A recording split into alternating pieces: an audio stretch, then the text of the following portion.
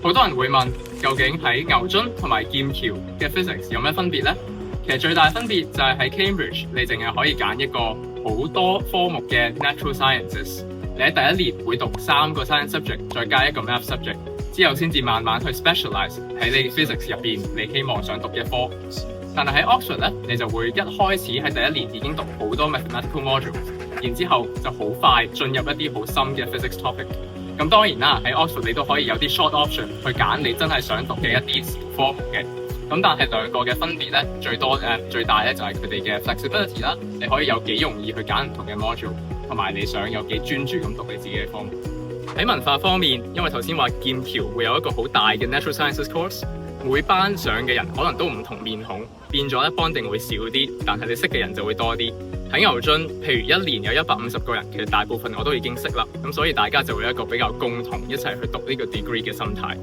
如果你想讀好似 physics 咁樣嘅 science subject 咧，咁好多人就會關心 research experience 研究嘅機會。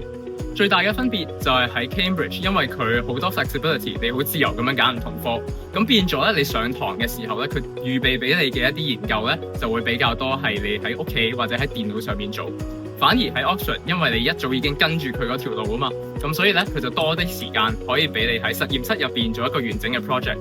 咁但係啦，當然你喺兩間大學咧都仍然可以喺 fourth year 嘅時候做一個完整嘅 project 去總結你嘅大學生涯。如果你想報 physics 嘅話，喺 Oxford 同 Cambridge 你都係需要過3關嘅。喺 Oxford 第一關係 personal statement， 然後就係一個叫 PAT 或者 PAT 嘅 admissions test， 最後就係 interview。喺 Cambridge 都係差唔多，除咗 personal statement 之外，你需要考 ESAT 一個 admissions test， 亦都有一最後嘅 interview。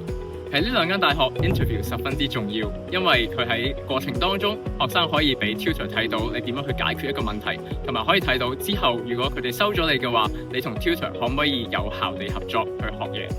咁你又會唔會考慮喺 Oxford 或者 Cambridge 嗰度讀書呢？